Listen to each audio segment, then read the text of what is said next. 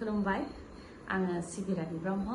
SB बड' news चेनेलाव नोंथांमोनखौ आरोबावहाय बरायनानै लाबाय जाय बिथांमोना सानसेयारि खौरां नायनो मोजां मोनो बिथांमोना आंनि बे एसबी बड' निउज चेनेलखौ साबस्क्राइब खालामनानै लानो हागोन मानो होननानै बुङोबा बे चेनेलनि गेजेरजोंनो जोङो सानफ्रोमबो सानसेयारि खौरांखौ फोसावो राजखान्थि समाजखान्थि आरो गुबुन आयदानि सायाव जोङो बे चेनेलनि गेजेरजों थार खौरांखौ फोसावो नोंथाङा जुदि खौरां नायनो मोजां मोनोबा बे चेनेलखौ साबस्क्राइब खालामनानै लानो हागोन सीएम भिजिलेन्सनि हानजाया लाट मण्डल सुरजित देकानि न'आव मैयानि सानाव रेड खालामदों बरपेटायाव थानाय सुरजित देकानि न'आव रेड खालामदों फोरमायथिनो गोनांदि सुरजित देकाखौ एसएस नुपुर बराखौ हमनाय समावनो हमफादोंमोन एसएस नुपुर बराखौ जेब्ला हमदोंमोन एसएस नुपुरजों खाथि सोमोन्दो थानाय लाट मण्डल सुरजित देकाखौबो पुलिसा हमदोंमोन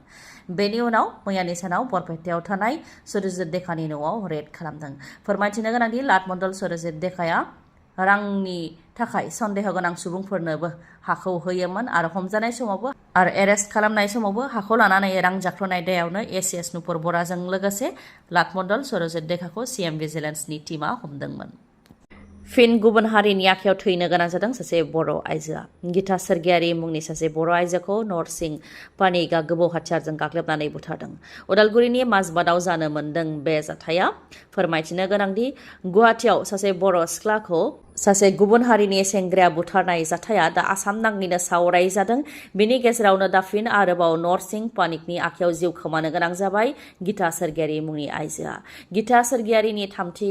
आथोननि फिसाया फोरमायथिनाय बायदिब्ला गाव नरसिं पानिकजों जुलि जादोंमोन नाथाय जुलि जाखांनायनि उनाव नरसिं पानिकजों थानो गोसो गैयैलाय थांनाय से खावसे दान सिगांसो नरसिं पानिकखौ गारनानै बिमा गीता सोरगियारिजोंनो थाफैदोंमोन नाथाय नरसिं पानिकआ एंगारनो गोसो गैयामोन जायनि थाखाय फिसाजोखौ मोननो थाखाय गीता सोरगियारिखौनो बुथारदों बा बिमाखौनो बुथारदों होननानै फोरमायथियो थामथि आथोननि फिसाया उदालगुरिनि माजबादाव जानो मोन्दों होननानै फोरमायथियो बे जाथायखौ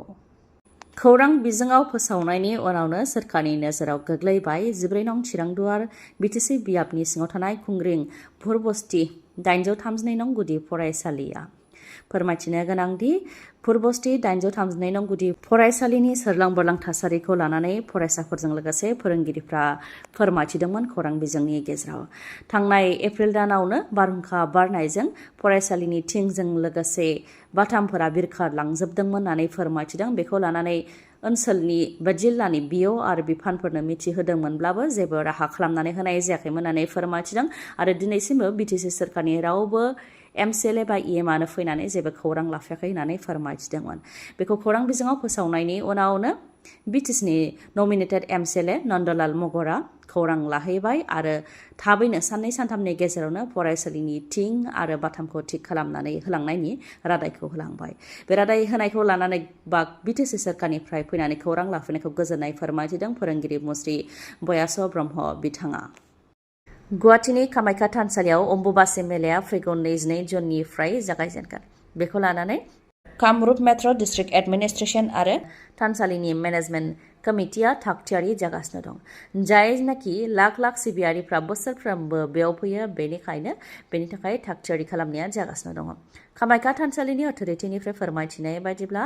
22 जुननि मोनानि 9:42 जागायजेनगोन आरो बे समनिफ्रायनो कामाख्या थानसालिनि गुबै दरजाखौ बन्द खालामनाय जागोन आरो 26 जुननि फुङाव माखासे नेमखान्थिनि गेजेरजों गुबै दरजाखौ बेखेवफिननानै होनाय जागोन बे सानब्रैयाव अम्बुबासि मेला जागोन गासै भारतनि सिबियारिफ्रानो बेयाव फैयो थांनाय बोसोराव 2.5 मिलियन सिबियारिफोर फैदोंमोन आरो बे बोसोरावबो बेबायदिनो फैगोनखौ आसा खालामो बेखौ फोरमायथियो बेनिखायनो कामरुप मेट्र' डिस्ट्रिक्ट एडमिनिस्ट्रेशन आरो टेम्पल मेनेजमेन्ट कमिटिया माखासे नेम निथिनि गेजेरजों राहा लागासिनो दङ जेरै मेलाव फुंनि 5 रिंगानिफ्राय मोनाबिलि 6 रिंगासिमनि गेजेराव हाबनो हागोन मेला जागायजेननायनिफ्राय लानानै 30 जुनसिमनि गेजेराव जेबो भिआइपि दर्शन सुबिदा थानाय नङा आरो थानसालियाव थांनो थाखाय कामाख्या मन्दिरनि गाहायनिफ्रायनो थाबायनानै थांनो नांगोन जायनाखि बोथोरा जोबोद गरम बेनिखायनो लामायाव गाहायनिफ्रायनो थानसालिसिम कारपेट बनानै होनाय जागोन लोगोसेनो जायगा लोंनाय दैनि राहा खालामनानै होनाय जागोन होननानै फोरमायथियो बेमार आजार जानाय सुबुं बांद्राय बैसो जानाय सुबुं आरो उन्दै गथ'साफोरखौ जाहाथे लाबोफाया बेनि थाखायबो खावलायो रैखाथिनि थाखाय 500नि बांसिन सीसीटीवी केमेराबो लागायनाय जागोन होननानै फोरमायथियो आयेन बेरेखायै गोबां मुलि बाहायनानै फिथाइ सामथाइखौ मोनहोनाय आरो एक्सपायरि डेट थांनाय बा सम बारलांनाय मुवा बेसादखौ बाहायनानै आइसक्रिम बायनानै बेफोरखौ फुड सेफ्टिनि हान्जाया गोख्रोङै सिग्रोमनानै हमबाय थानायनि उनाव दा आयेन बेरेखायै जौ बानायनायनि सायाव गोख्रों नोजोर होदों। माजुलियाव थांनाय माखासे साननिफ्रायनो गोख्रोङै सिग्रोमनाय जागासिनो दङ, जायनि मादाव 15 लाख रांनि बांसिन जौखौ हमनो हादों आरो 15 लाख रांनि बांसिननि जौखौ गाज्रिबो खालामदों। पुलिसा फोरमायथिनाय बायदिब्ला माजुलिनि गुबुन गुबुन जौ बानायग्रा फेक्टरिफोराव रेड खालामनाय जागासिनो दंखायोमोन। बेनिफ्रायनो गोबां आयेन बेरेखा जौफोरखौ हमनानै पुलिस थानायाव दोनफैनाय जादोंमोन। नाथाय जौ बथलखौ पुलिस थानायाव गोलाव समनि थाखाय दोननो हाया। बेनिखायनो आयेन बेरेखा जौ हमनायखौ लानानै माजुलिनि मोनथाम पुलिस थानायाव केस रेजिस्टार खालामग्रोनाय जादों। बेनि उनाव कर्टनिफ्राय बिथोन लानानै 1500 लिटारसो जौ बथलफोरखौ रलारनि गेजेरजों नष्ट खालामनाय जादों, जायनि बेसेना 15 लाख रांनिबो बांसिन जागौमोन होननानै फोरमायथिदों। बे जौनि अनगायैबो प्राय 500सो जौ बथल आरोबाव पुलिस थानायाव दंबावो। बेखौबो कर्टनिफ्राय अर्डार मोनोब्लानो बा बिथोन मोनोब्लानो नष्ट खालामनाय जागोन होननानै फोरमायथियो माजुलि पुलिसनिफ्राय। आसामनि लाइमोन सेंग्रा सिख्लाफोरनि थाखाय मोनसे गोजोनथाव खौरां। जाय लाइमोनफोरा GNM nursing, BSc nursing, post basic BSc nursing, MSc nursing, BSc in medical laboratory technology, BSc in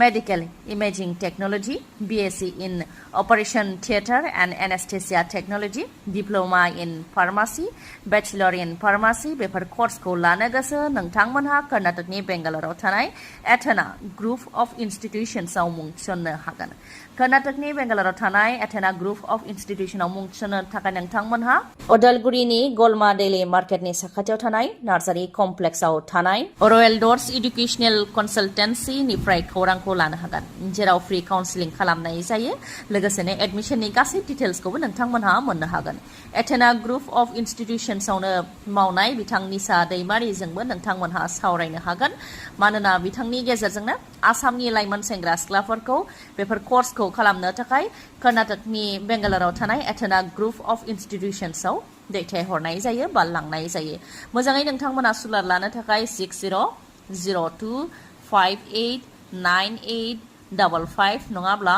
9101496080 बे जानबुं नाम्बारावबो खौरां लानो हागोन। फोरमायथिनो गोनांदि कर्नाटकनि बेंगालराव थानाय एथेना ग्रुप अफ इन्स्टिट्यूशन्सआव आसामनिफ्रायनो 200नि बांसिन बर' लाइमोन सेंग्रा सिख्लाफ्रा सोलोंथाइ लागासिनो दङ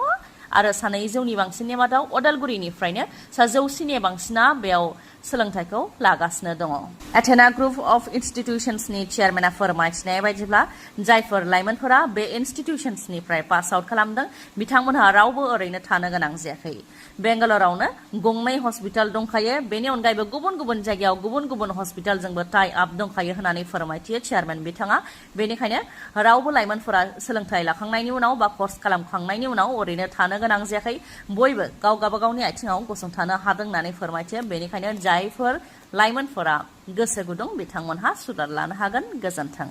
खौरांखौ जोबजासे खोनासंनायनि थाखाय गोजोन्थों। उननि समाव आरोबाव जों बेबायदिनो लोगो मोनफिनबावगोन।